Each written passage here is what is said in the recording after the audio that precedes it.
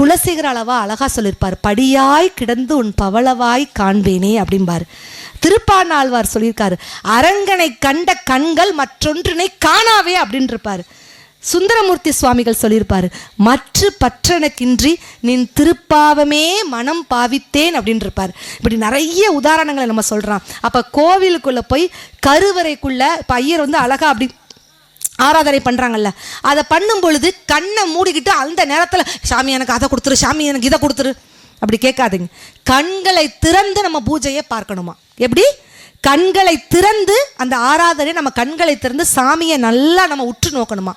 கண்கள் அவனை காண்க, உள்ளம் அவனை நினைக்க, கைகள் அவனை வணங்க, இதை இறைவன் வருவான், அவன் என்றும் நல்வழி தருவான், அறிவோம் அவனை, அவன் அன்பே நான் பெரும் கருணை, இறைவன் வருவான், அவன் என்றும் நல்வழி தருவான்.